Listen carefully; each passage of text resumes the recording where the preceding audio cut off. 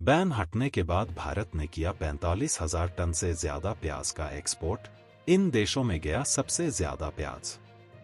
नमस्कार दोस्तों, आपका स्वागत है हमारे जीआरटी बिजनेस यूट्यूब चैनल पर, जहां हम आपको देते हैं ताज़ा और महत्वपूर्ण खबरें।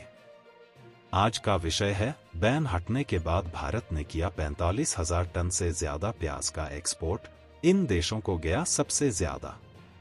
इस वीडियो में हम जानेंगे कि प्याज के एक्सपोर्ट पर से रिस्ट्रिक्शंस हटने के बाद किस तरह से एक्सपोर्ट में वृद्धि हुई, किन देशों को सबसे ज्यादा प्याज एक्सपोर्ट किया गया और इसका भारतीय इकोनॉमी पर क्या प्रभाव पड़ेगा।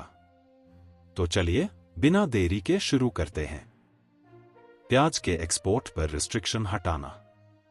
भारत ने मई 2024 की शुरुआत में प्याज के एक्सपोर्ट से रिस्ट्रिक्शन हटा दिया था। इसके बाद से अब तक 45,000 टन से ज्यादा प्याज का एक्सपोर्ट किया गया है।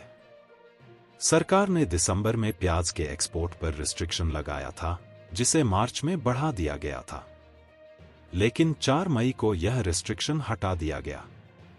रिस्ट्रिक्शन हटाने का कारण: सरकार ने चुनाव के दौरान प्याज की कीमतें कम रखने के लिए 4 मई को रिस्ट्रिक्शन हटाया था। इस फैसले का उद्देश्य था कि डोमेस्टिक मार्केट में प्याज की कीमतों को कंट्रोल किया जा सके और आम जनता को राहत मिल सके। प्रमुख एक्सपोर्ट बाजार। खबर के मुताबिक प्याज का ज्यादातर एक्सपोर्ट पश्चिम एशिया और बांग्लादेश को किया गया। इन देशों में भारतीय प्याज की बहुत मांग है और यहां के बाजारों में भारतीय प्याज को प्राथमिकता दी जाती है। Minimum export price (MEP). सरकार ने प्रति टन पर 550 अमेरिकी डॉलर का मिनिमम एक्सपोर्ट प्राइस (MEP) लगाया है। यह मिनिमम प्राइस एक्सपोर्टर्स के लिए निर्धारित किया गया है ताकि डोमेस्टिक मार्केट में प्याज की उपलब्धता बनी रहे और कीमतें कंट्रोल में रहें। उत्पादन की स्थिति। कृषि मंत्रालय के प्राथमिक अनुमान के मुताबिक महाराष्ट्र, कर्नाटक और आंध्र प्रदेश जैसे प्रमुख उत्पादक क्षेत्रों में कम प्रोडक्शन के कारण फसल 2023 से 24 वर्ष में देश का प्याज उत्पादन सालाना आधार पर 16% घटकर 2.54 करोड़ टन रहने की उम्मीद है।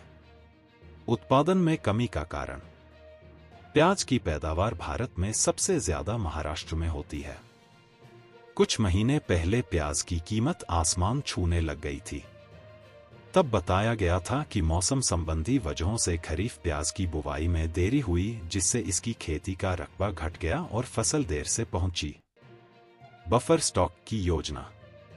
सरकार ने चालू वर्ष के लिए लक्षित 5 लाख टन का भंडार बफर स्टॉक रखने के लिए हालिया रबी सर्दियों की फसल से प्याज की खरीद शुरू कर दी है। इससे सुनिश्चित होगा कि डोमेस्टिक मार्केट में प्याज की कमी न हो और कीमतें स्टेबल रहें। मानसून की भूमिका। कंज्यूमर अफेयर्स की सचिव निधि खरे ने कहा कि इस साल अच्छे मानसून के पूर्वानुमान से जून से प्याज सहित खरीफ, ग्रीष्मकालीन फसलों की बेहतर बुवाई सुनिश्चित होगी।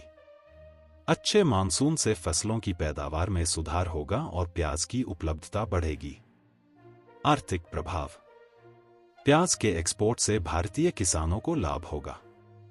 एक्सपोर्ट से मिलने वाली फॉरेन करेंसी देश की इकोनॉमी को मजबूत करेगी और किसानों की आय में वृद्धि होगी। घरेलू बाजार पर प्रभाव। एक्सपोर्ट बढ़ने से डोमेस्टिक मार्केट में प्याज की उपलब्धता प्रभावित हो सकती है, लेकिन सरकार ने बफर स्टॉक की योजना बनाई है, जिससे घरेलू बाजार में प्याज की कमी नहीं होगी और कीमतें कंट्रोल में रहेंगी। अन्य देशों के साथ बिजनेस रिलेशन। भारत का प्याज एक्सपोर्ट पश्चिम एशिया और बांग्लादेश के साथ बिजनेस रिलेशन को और मजबूत करेगा। इन देशों में भारतीय प्याज की अच्छी मांग है और यह व्यापारिक संबंधों को और स्ट्रॉन्ग बनाएगा। कंक्लूजन। तो दोस्तों, यह थी आज की हमारी खास रिपोर्ट, जिसमें हमने जाना कि बैन हटने के बाद भारत ने 45,000 टन से ज्यादा प्याज का एक्सपोर्ट कैसे किया, किन देशों को सबसे ज्यादा प्याज एक्सपोर्ट किया गया और इसका भारतीय इकोनॉमी और डोमेस्टिक मार्केट पर क्या प्रभाव पड़ेगा। आशा है कि आपको यह वीडियो पसंद आया होगा। अगर आपको हमारा प्रयास पसंद आ रहा है तो इस वीडियो को लाइक करें, अपने दोस्तों के साथ शेयर करें और यदि आप हमारे चैनल पर नए हैं तो चैनल को सब्सक्राइब करें और बेल आइकन दबाएं ताकि हमारी आने वाली हर वीडियो की अपडेट सबसे पहले आपको मिल सके। आपके विचार और सुझावों के लिए कृपया कमेंट करें।